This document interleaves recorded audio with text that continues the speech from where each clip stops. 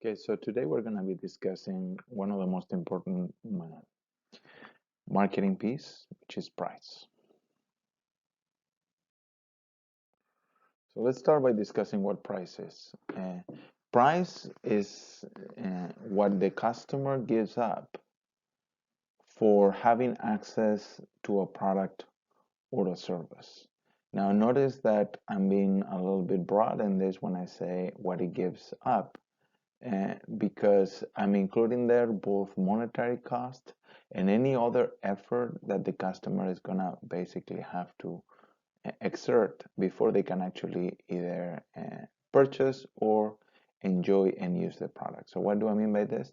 Well, if you actually need to go to a physical store, the time that it takes and gasoline, transportation, whatever you're using to actually have access to that product, that's part of the price that you need to pay. The same thing if you're shopping online, right? The amount of time that it takes you to search through the website so that you can actually find the product or service that you're looking for, that is also part of the price. Once that you actually purchase the product, if the deployment of that product is actually complex because the product is maybe not very user friendly, that is also part of the price. Okay, so all that cost for you to reap the benefits of the purchase is part of the price, whether it is monetary or is not. Now let's talk a little bit about price. Price, it's kind of a double-edged sword within the marketing piece because you have to have one, right? Whereas you don't have to have advertising, you don't need to spend money on R&D, right, to develop new products if you already have existing products, that is. But you do need to have a price, even if it's zero, right? Even if it's free, at least talking about monetary price, of course. Um, so in that regard, it's kind of unusual. Also, it's probably the most powerful of all the four Ps because it has the largest and most observable impact on demand for the product. Okay, there's a direct relationship between the price that you charge or that you ask for and the quantity that people are going to buy of your product. Okay, with other P's in the marketing mix, it's harder to see that effect and usually it's more subtle. Okay, so it's very powerful. You have to have one. So when it comes down to price, what we're going to do is we're going to talk essentially about two simple strategies, but that are actually hard when it comes down to the details. You're going to have to decide whether you're going to price high or you're going to price low. That's it. So in a way, it's simple because of that. Also exemplifies the double-edged sword that I was talking about. Is deceivingly simple. But the question is how high is high and how low is low. And the devil in this case is totally on the details. So what I'm showing you here is essentially the field of price, the range of prices that you're going to observe in the marketplace. And they have a floor and they have a ceiling. Okay, and these are dictated by mechanisms that are always operating in the marketplace. The floor for your pricing decision is your cost, because in the long term you cannot afford selling products below at least their variable cost. Okay, it's just not feasible. So it's gonna, the cost structure in your company is gonna set up a minimum level for your price if you want to be profitable in the long term. Okay, we'll talk about some factors, some fudge factors in here, and some strategies that may or may not be legal in your country that will induce maybe crossing this boundary at some points, but not consistently. Okay, and then on the other hand, you have a ceiling, which is the evaluation of the product by consumers. How much do they value your product? Okay, if the consumer does not see the value in your product, they are not going to pay the price for it. Okay, and there is absolutely no circumstance under which you can actually successfully cross this boundary. Where with cost, there are some arguments to be made, maybe in some conditions, not in the case of value. If people don't see the value in your product, you can ask for any price you want. Nobody will come to pay for it. Okay, So these are the two boundary conditions for our prices. And what we're going to try to discuss in this conversation are some of the factors that are going to push your price more towards the high end of the spectrum or more towards the low end of the spectrum. Okay, so this is the range of values that you're going to observe when it comes down to price. So let's talk in a little bit more detail about these boundary conditions, which are the value that the customer is placing on the item that you're trying to sell, whether product or a service, and the cost. Okay, so let's start with value first. So when it comes down to value, I want you guys to realize that when I'm saying value-based pricing, this doesn't mean actually a low price. It means just the opposite. It just means trying to ascertain or find out exactly how much a customer is willing to pay at most for the product. So this is the value that the customer observes or perceives in the product and hence will be maximally willing to pay for. If the price were any higher than this, that customer will not buy the product.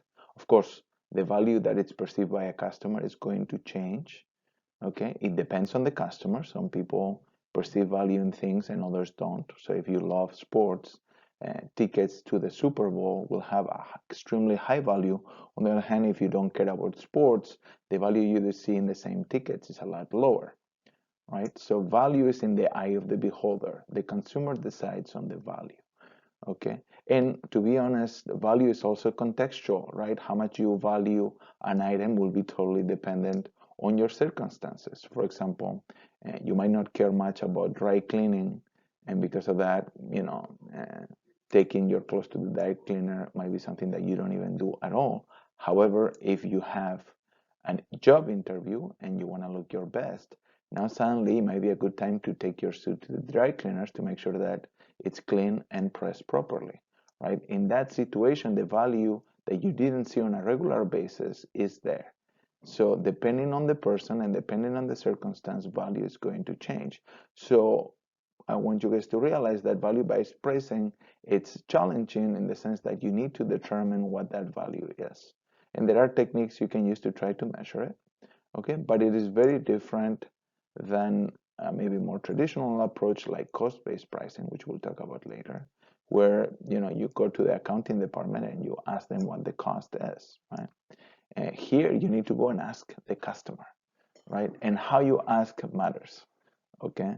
If you ask people how much you pay, will you pay for something, that creates challenges. It depends when, under what conditions, what are the circumstances. I've already explained a little bit of this, right? So you need to come up with metrics for this, and it is a little bit challenging. Okay. Okay. Now, let me compare briefly the difference between cost-based pricing, which is maybe a more traditional approach, and value-based pricing. So in cost-based pricing, this is a technique or a strategy that has been used many, many times. And it's an old way of looking at things. That doesn't mean that you should ignore it. It just means that it only talks about one side of the picture. Okay. Now, in a cost-based pricing scenario, what you do is you start already with the product or service that you are already delivering in the marketplace. So this assumes that the firm knows what's useful and interesting in the marketplace. You start with that. And now what you're going to do is you're going to get information on how much it actually costs to make or provide the service that you are selling already in the marketplace. Okay, so you'll contact your accounting department, and based on whatever figures they have, you'll figure out what cost can be attributed to a unit of the product. Okay, and then based on this, what you're going to do is you're going to take that cost and you're going to add a percentage, and you're going to decide that percentage based on things like competition, right? And brand perception. There are many factors that will determine whether you can add a large percentage or a small percentage, but you will set the the price in the marketplace as a function of that cost. So you will add, for example, 40% or 50% or 20%. It depends. Is it a very competitive industry? Is it less competitive? Do we have a lot of loyal customers? Are people really excited about our products? All those factors will determine how much we can add. And then you will try to have the consumers buy your product by convincing them that indeed the value is there. Okay? So what you're doing is you're starting internally and then you try to convince people, a little bit at the end of the loop. Value-based pricing works just the opposite. What you do is you start with the customer, you try to measure or assess what is their value perception, what do they think an item such as, the ones you are considering making, and there might be a range of options in there because, you haven't decided what the product is yet. And then you have them assess that value, right? And then based on that, you set a price that you think will be reasonable for the customer. So it has to be below the value, right? So it enables you to share some of that value. So you keep some of the value. How much you keep as a company, how much the customer keeps is going to be a function of a lot of the factors that we were talking before when determining cost-based pricing, like competition, uniqueness of the product, and brand strength, right?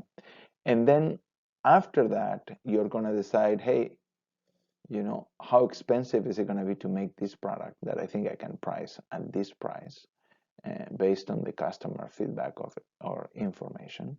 And then you go ahead and design the product at that particular target price by looking at what the requirements from the customer are. So what you're doing is you're taking a customer orientation and you're just pricing based on what the customer sees in the product as opposed to just starting with how much it costs and see how you can upcharge that to the customer. So philosophically, they are very different.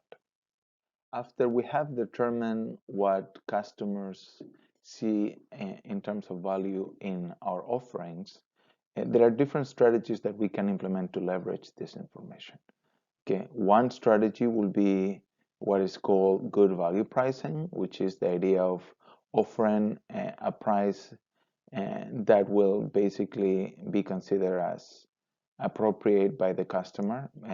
It's a moderate pricing strategy where you have a bundle of quality and price that will be considered as good value by the customer. So the customer is keeping a good portion of that value that you have ascertained.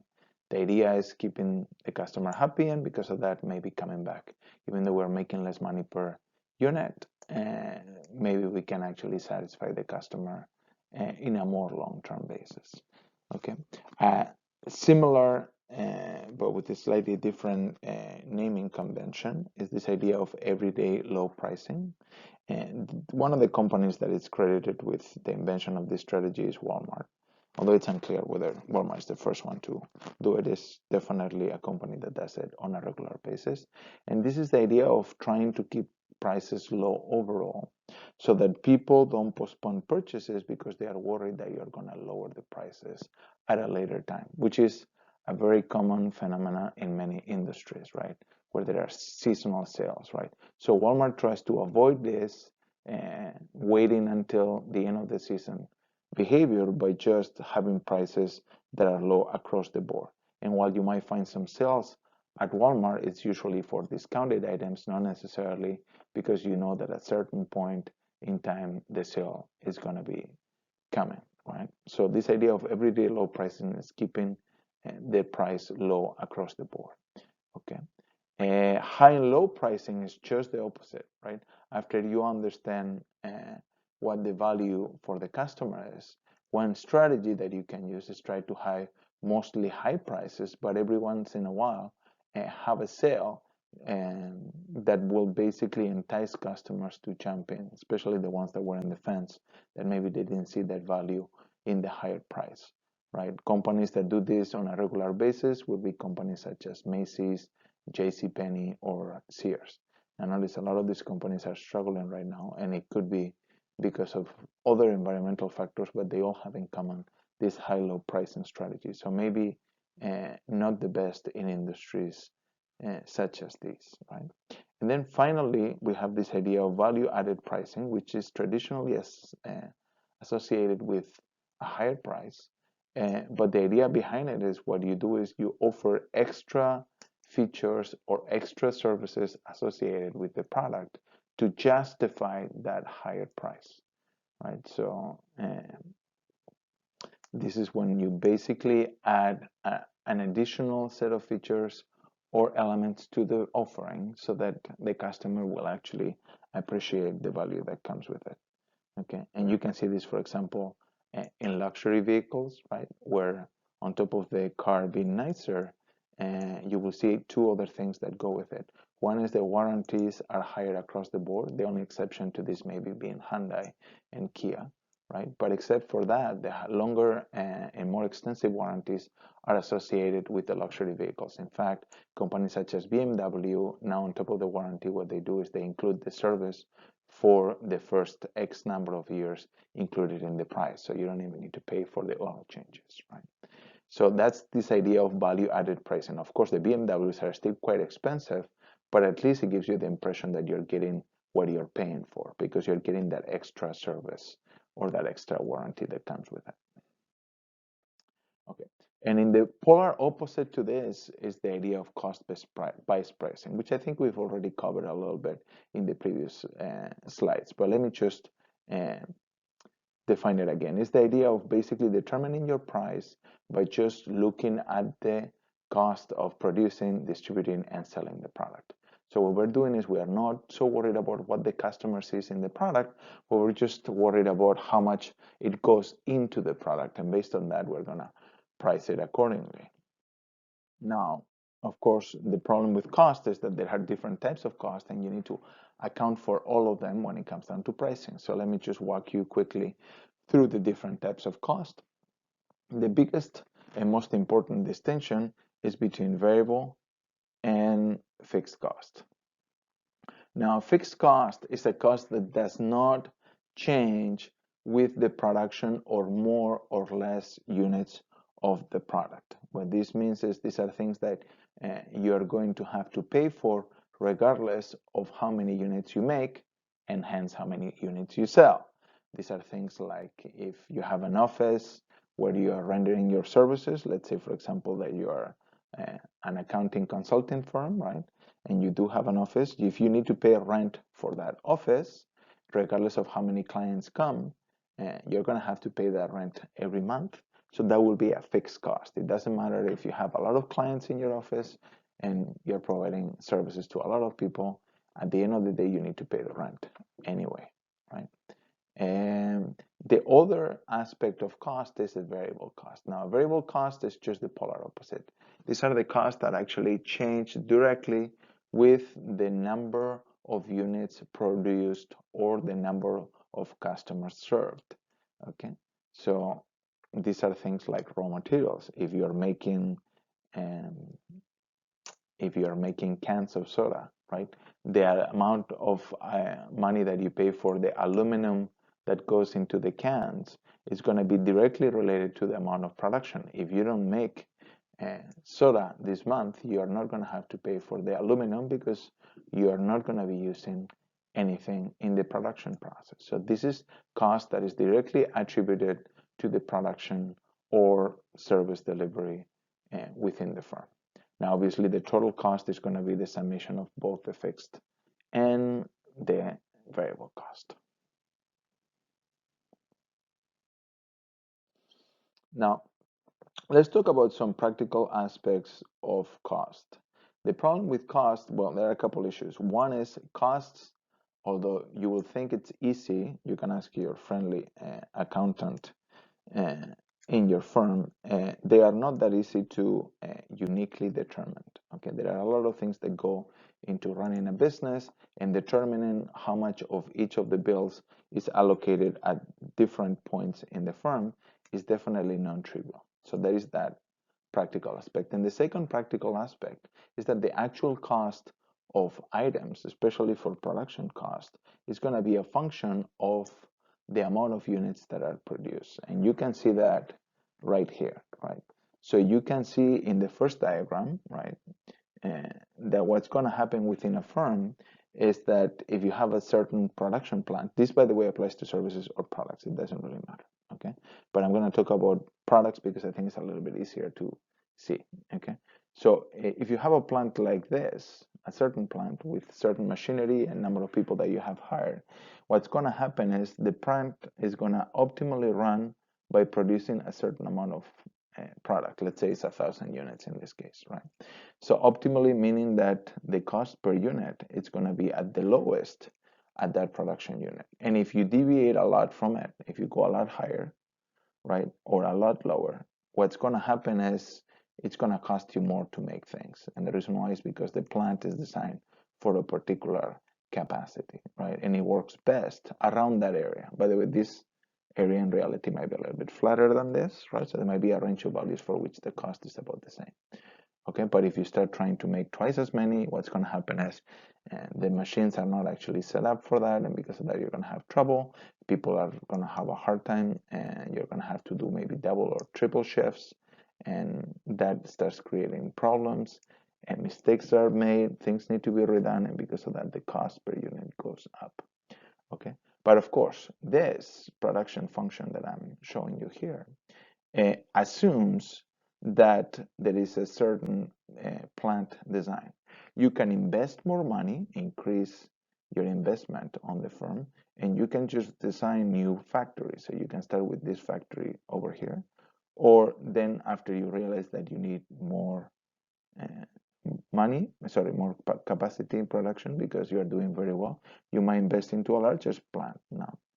Okay, and you can keep doing this over time. You can see that as we invest into a plant that has higher capacity, the curves that we're going to have for the average cost, by the way, these are short-term average cost per unit. What's going to happen is it's going to keep going down.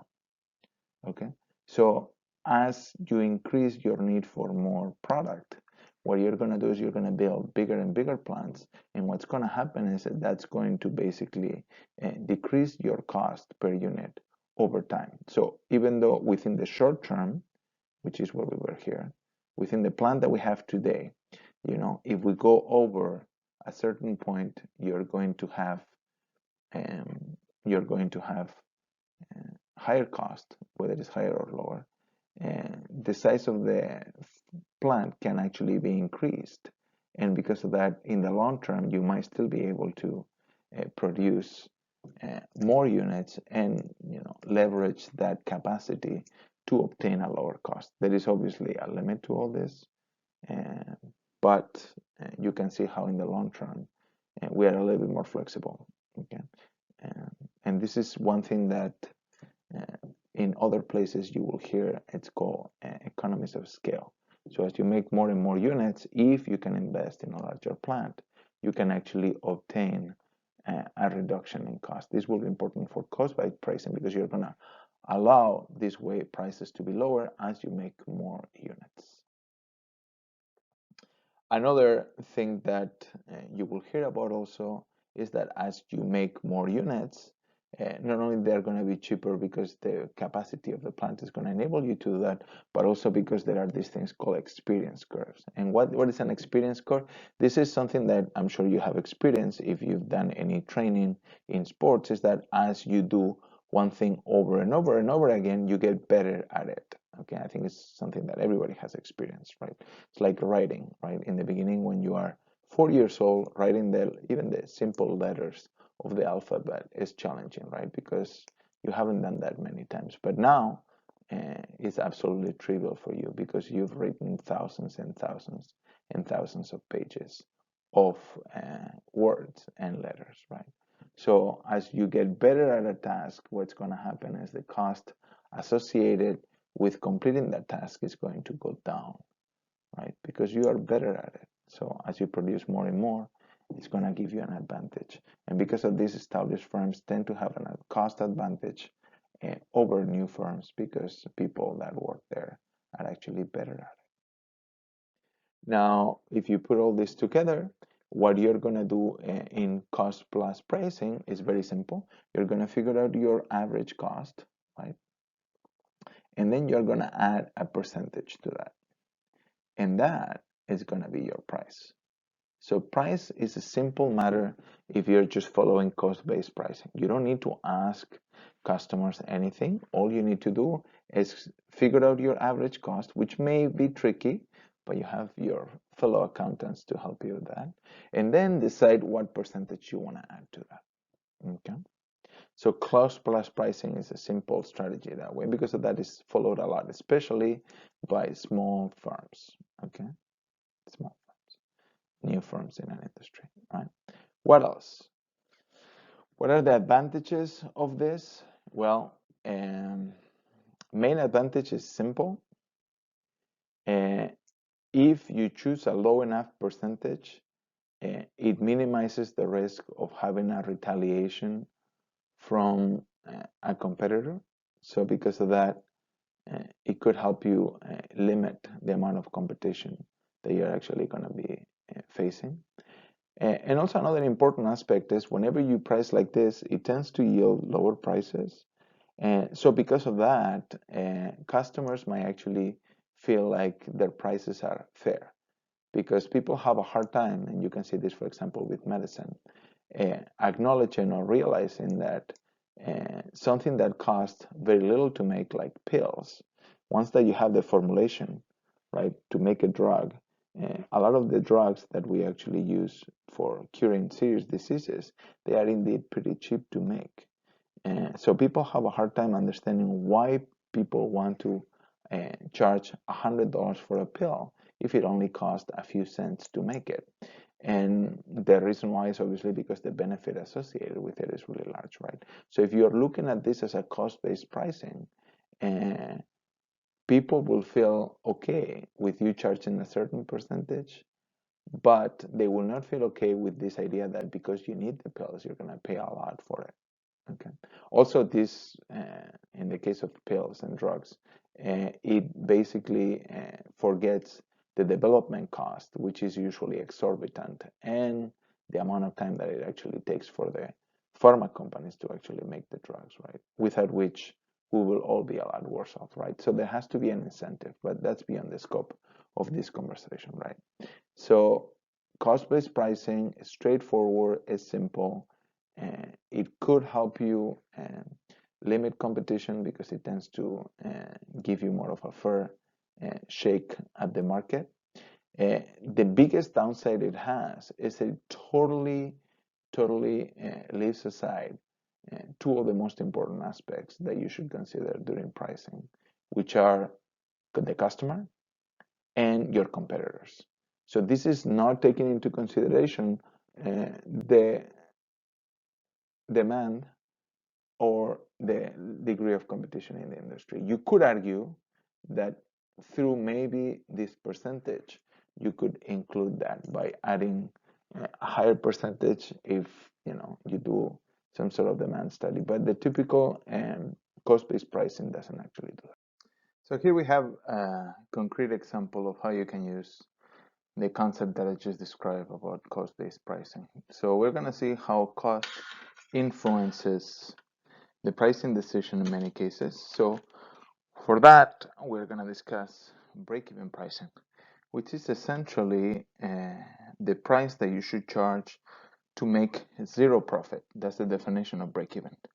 Okay, so you make no profit both on the positive or negative side. So you don't lose any money, you don't make any money. So you make the exact same amount of money that it costs you to provide those products and services. Okay, good. So let's discuss this pictorially first, and then I will write some equations so that you can see how you compute this. By the way, there is a one-to-one mapping between the diagram and the equations. They are essentially the same thing. Okay, so let me walk you through this diagram here. So on the x-axis, we have quantity, number of units made, and we're assuming that whatever you make, you're going to sell. Okay, which I know is a big assumption, but you need to start from somewhere, right? And here on the top, we have dollars. This is how we're going to express things like prices and revenue, which is what we're interested in. So I'm going to erase those, and I'm going to focus on the diagram. So let's start with the light blue color line. Okay, that's going to be my revenue line. And what is revenue? Well, in case you forgot, my total revenue is going to be my price times the quantity sold. Okay.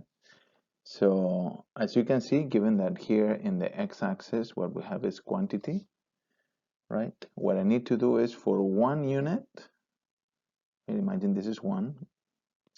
I know it's maybe not up to scale. Sorry, I'm having a hard time drawing this, right? So if this is 1 unit, the price will be this quantity here on the y-axis, okay, which is going to be P, whatever it is, right? So let's say that P, for example, is, I don't know, $5, right? So for every unit that I make and sell, I'm gonna obtain $5. So it's a linear function that starts at 0 and that is gonna increase, gonna have a slope of the actual price, okay? So because of that, you can see it right here, it just goes up that light blue line. Okay, that's my revenue. Okay, but we don't only have revenue, we also have cost. Now remember, the definition that I'm starting with is that my profits, which usually we diagram as a pie, my profits are going to be my total revenue minus my total cost. Okay, that's the definition of profits. And the definition of break-even pricing is the price at which your profit is 0. So for profit to be 0, my total revenue needs to be equal to my total cost. Okay. So we've already looked at the revenue line, is that light blue line right there in the diagram. Now what we need to figure out is my total cost. And my total cost is going to have 2 components. Okay. Component number 1 is going to be my fixed cost here in the line. Now the definition of fixed cost is a cost that does not change with quantity. So it's going to be a certain amount, whatever it is, right? And for every number of units that I make, it's going to stay the same. So it's going to be a parallel line to the x-axis.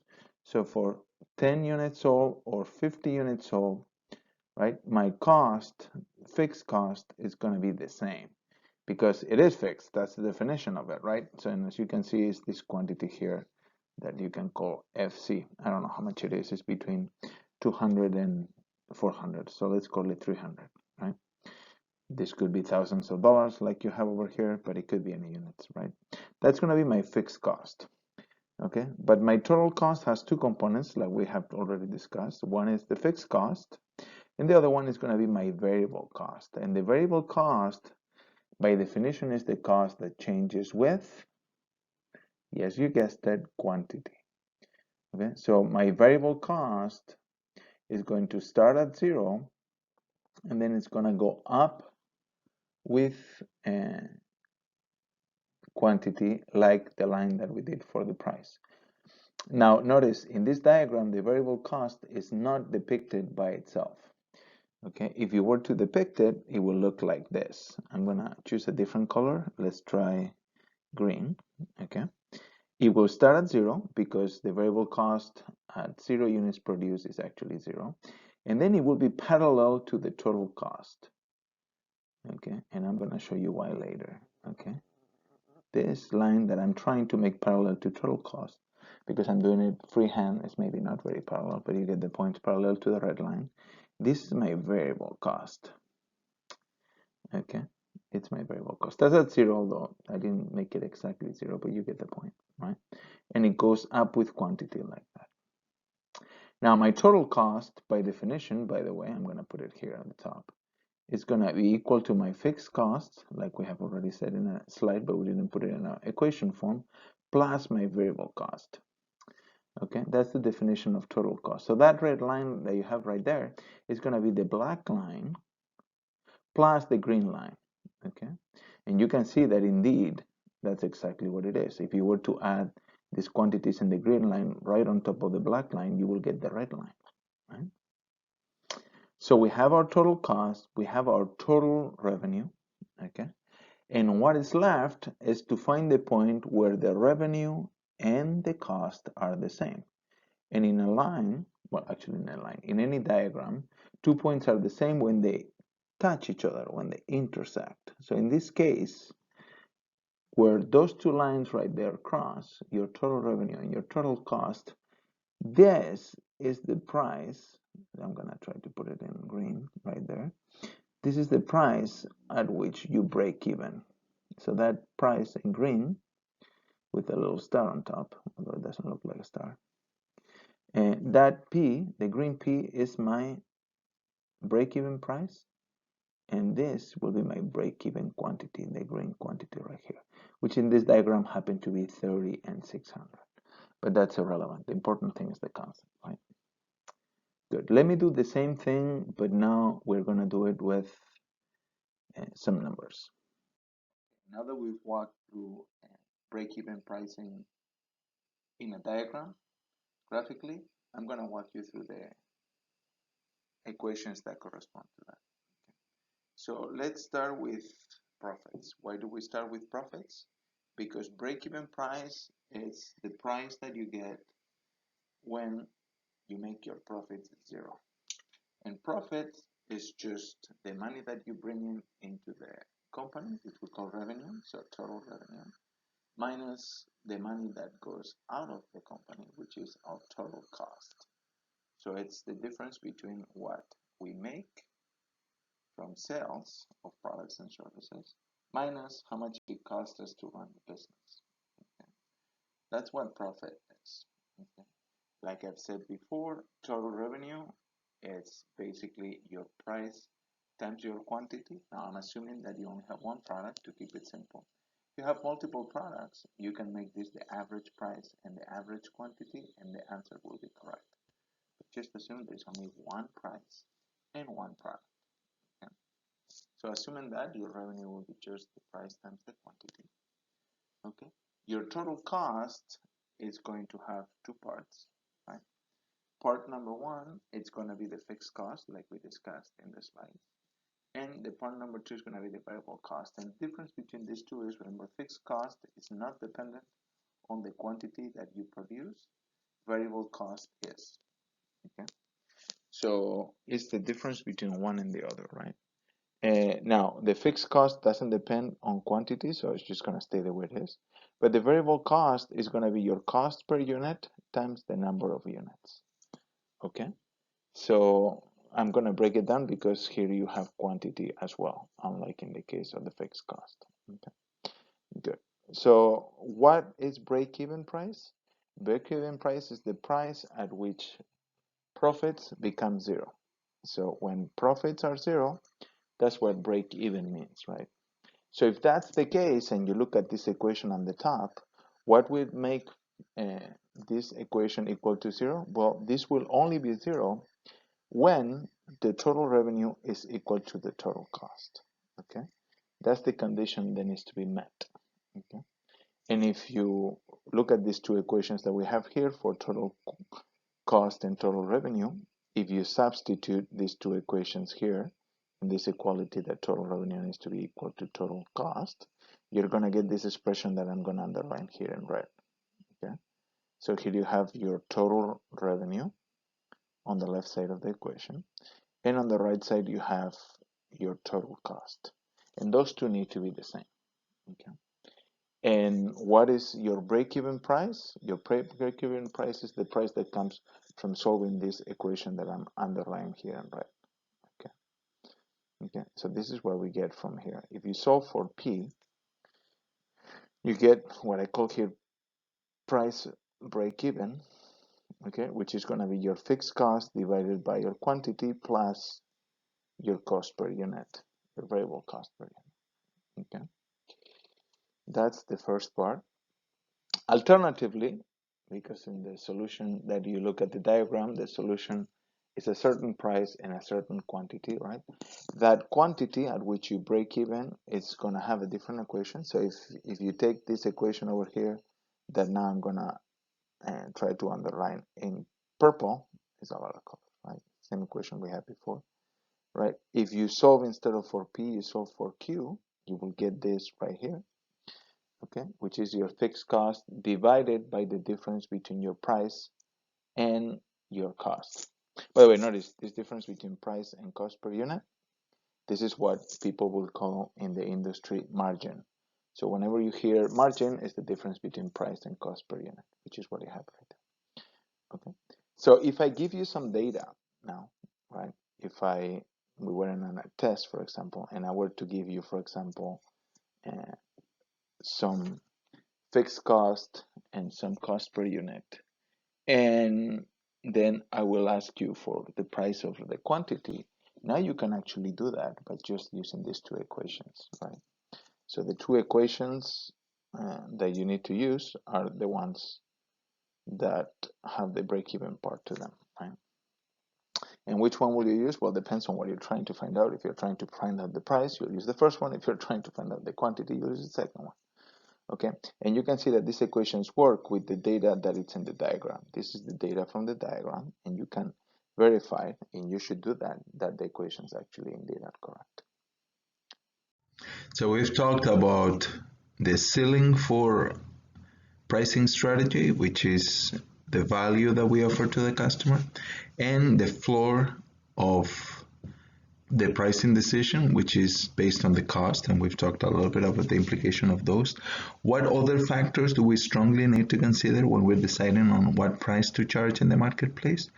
One of the obvious ones is the competition, right? So you're going to price the product very differently depending on whether you are the only company in the market or there are many other competitors in the marketplace. You should also consider substitutes, right? Other products or services that can do something similar for the customer, even if they might not be exactly the same. You also need to look at how your competitors react to your pricing changes. Some industries are famous for having extremely quick reactions to any price changes. The airline industry is one such example, where a company will drop the price and within minutes or even seconds, other companies will react by changing their prices as well. Okay, they have software that automatically check for price changes, and once that's identified, they will actually react in a pre-specified manner. Okay, so all these strategic considerations are very important when you're actually trying to decide on the price. So you need to look at your industry and how many competitors you have, what are their cost structure, how likely are they to react to your pricing changes, etc., etc. Let's talk some more in detail about industry structure. Okay, so when it comes down to the pricing, you need to understand how the market is going to react to your price changes. And the way we capture that is with this concept of demand, right? So the demand equation is basically a representation of what happens in the marketplace for different prices that are charged by a given company, right? So what we're trying to do is we're trying to see if I charge a different price, what quantity, what amount of product I'm going to be able to sell in the marketplace. And the answer to that is the demand equation, right? So let's talk more about the demand equation and what underlines the demand equation that we usually study in an econ class. So one of the key aspects within the market idea, right, it's competition. The other will be customers, which is what ties to the demand side of the equation, okay? So within competition, we're going to have different competitive structures in the marketplace, and those are going to have huge impact in what kind of pricing we're going to observe in the marketplace, right? So in one extreme of this competitive structure, we have pure competition. Now, what is pure competition? This is when firms can easily enter or exit from the marketplace without any major restrictions, right? So what this will ensure, according to Economic Theory 101, is that if a company enters the market, right, let's say that is the first company, so they are the innovator, the first one, right, and they start selling the product and the product becomes successful, so customers want to buy it, and the company starts making a profit, what's going to happen is if there is free entry of new companies, so if it's easy to set up the same business, and because of that, people will do so when they see that you're profiting from that business, from selling that product or service, what they're going to do is they will actually enter, and as they enter, that price that you've been charging is going to drop, and it's going to become lower and lower and lower because more and more firms are going to come in until your price is going to become equal to your marginal cost. That's the cost that it costs for the company to make the next unit, right? So it's basically going to yield no additional profit except just paying all the cost within the firm. Okay, that's what happens when you have pure competition. You're going to have a profit of essentially zero and a price that it's fairly low as it can be made, right? So as low as the cost and just a little bit of profit to pay the bills, right? So that's what I mean by cost. All costs, not just cost of manufacturing. Then we're going to have the other extreme. Okay, in one extreme you have pure competition. In the other extreme of that, you have a case where there is no competition at all. You are a monopoly. Monopoly means one. Mono means one. So what that means is there is only one firm in the marketplace, and if there is only one firm in the marketplace, you could technically charge any price you want. Of course, you're smart and you know that if you price too high, what's going to happen is people are not going to buy the product at all, right? So there is such thing as too high of a price, but the monopoly price, it's going to be definitely substantively larger than the price for pure competition, right? So it's going to be a lot larger than the price for pure competition. Okay, good. We know this much, and you can actually prove, if you make some assumptions, what exactly the price will be. You can do that graphically, and but we're not going to do that today. If you have questions about this, just let me know. I'll be happy to spend some time with you exploring how a monopolist will price their products or services into the marketplace. But it will be significantly higher than pure competition. And then there are other industries that we find more commonly, because pure competition is something that you observe, for example, when you're talking about something that it's really easy to sell in the marketplace, or it's easy to start as a business. So for example, a lot of the raw materials in farming, they are considered fairly competitive. Things like wheat or corn, right? There is no huge barriers of entry to start a business like that, right? So you need is land and some equipment, which is pretty standardized at this point. And yeah, you do need some knowledge, but you can just, acquire that information. It's freely available, right? It's not a trade secret, right? So based on that, anybody who wishes to do it could actually start their farming business. So because of that, it's very competitive, right? There is also not much difference between one product and another. So your corn and my corn are the same, right? For the most part, assuming within standards of size, etc. Right? So that's pure competition. What is a pure monopoly that you actually see in reality? A pure monopoly will be something like the electric company in a given region, right? So your local utility companies are usually monopolies, and they are honestly monopolies by law. Okay, if the law wouldn't be there, it is unclear whether they will indeed be monopolies. Some economists will tell you when the fixed cost is really high, monopolies appear naturally, maybe in the short term. I'm not sure that's true in the long term though. Okay, anyway, so pure monopolies usually occur because the government dictates that other companies cannot actually enter the market. Okay. And then what do we have in between these two? We have other competition systems where the price is going to be between that of pure competition, which will be the low side of the pricing scheme, and that of pure monopoly, which is as high of a price as you're going to encounter in the marketplace. And those two are monopolistic competition and an oligopoly. So let me talk about oligopoly first, because I think it's the easiest one of the two. And then I'll talk briefly about monopolistic competition. Oligopoly is when instead of having only one firm, like in a monopoly, you have a few. Oligos means the few or the chosen ones. And oligopolistic competition is when you only have a few firms that operate in the marketplace. Usually, again, because there is a restriction of entry. A good example of this in common common industries today will be cell phone services, right? So there are only a few large carriers in the United States that actually have their own networks, right? So this is an oligopoly. If you want to operate into that business, you need to buy a license from the government. Otherwise, you're not allowed to. And there are only so many licenses that are allowed by the government. Those were sold at a certain time. And if you want to enter now, you cannot just start a new cell phone carrier, even if you have the money to do so, right? And of course, this oligopoly is going to yield prices that are higher than a monopoly, but definitely, lower than a monopoly, but definitely higher than pure competition, okay? Good. And then finally, what we have is monopolistic competition.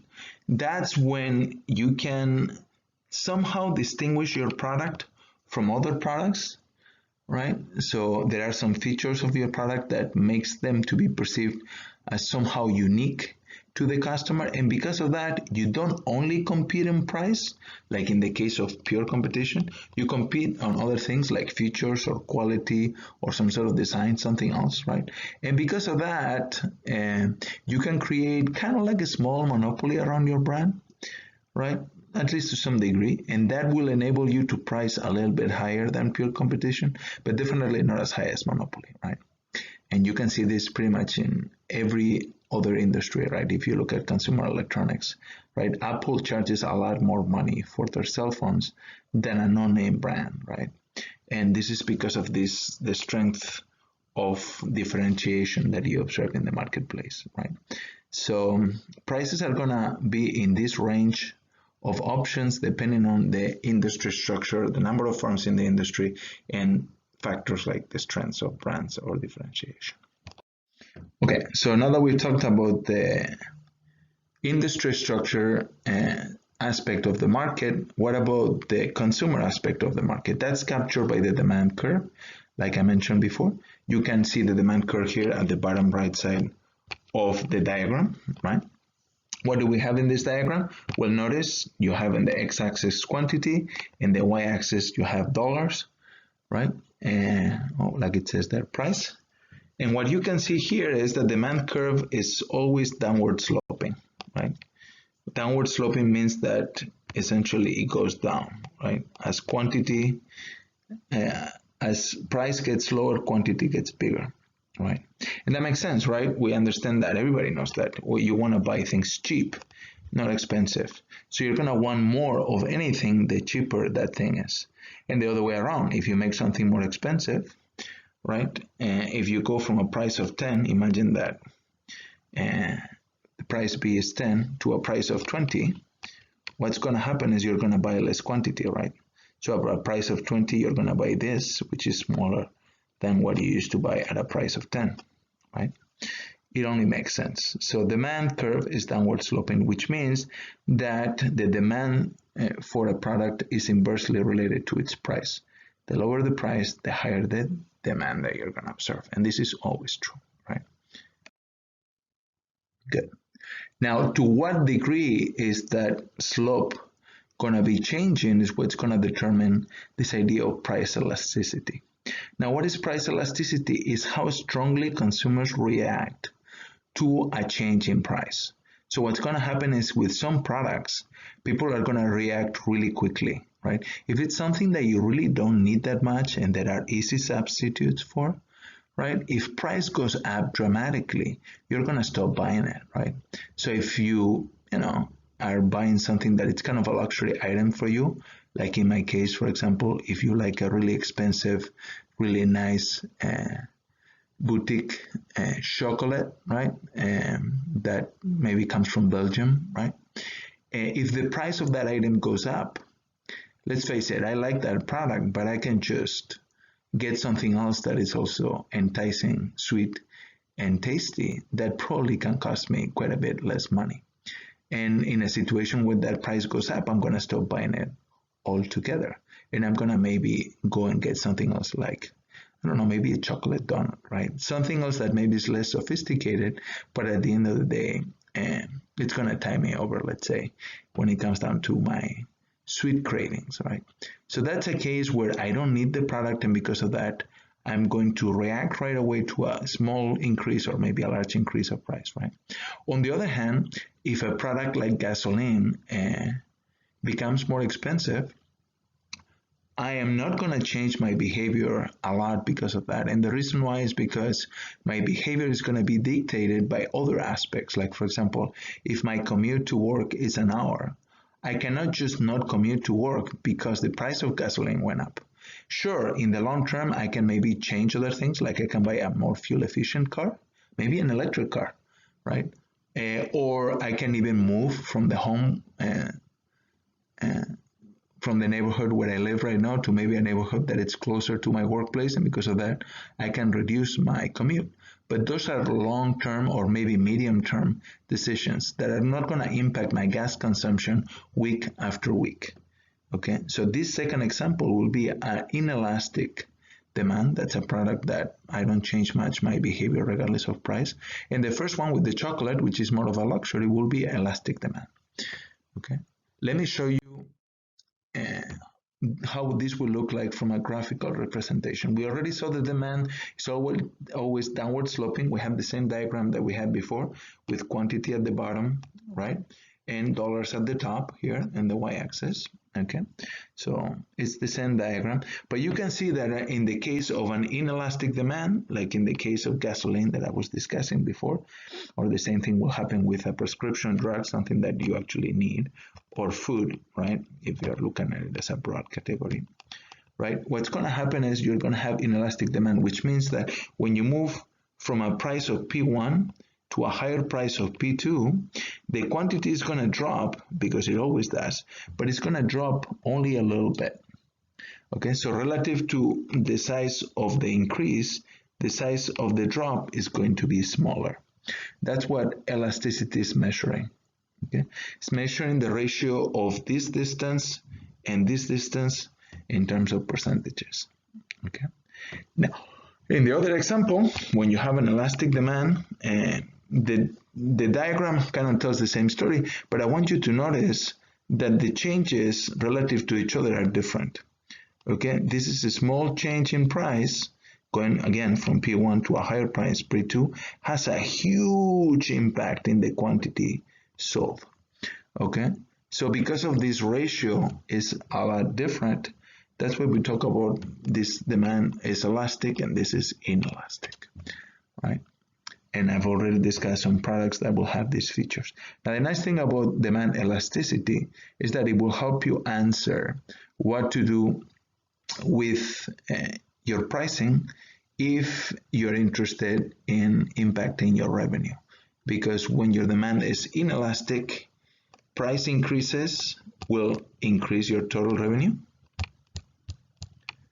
Okay, this is in this case.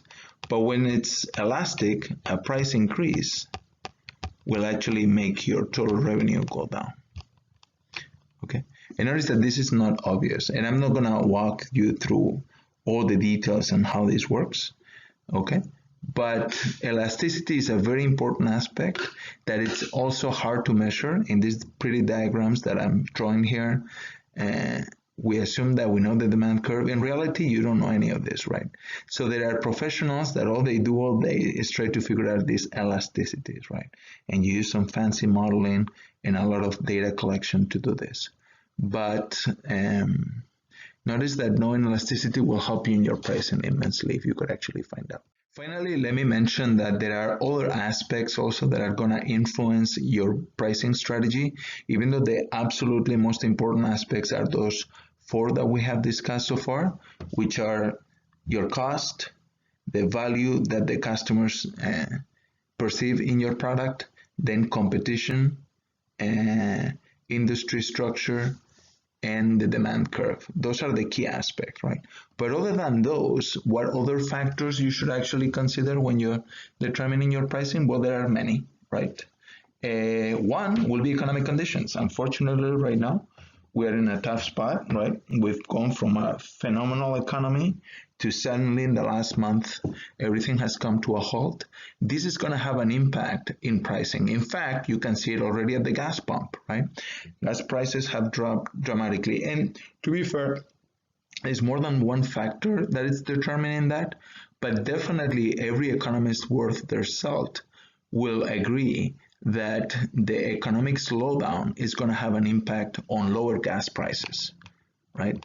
So the price of gasoline is coming down. And the reason why, other than because the production hasn't really contracted so far, because there was, let's say, a disagreement between Russia and some of the Middle Eastern countries. But that aside, the price will have dropped regardless because the economy is slowing down.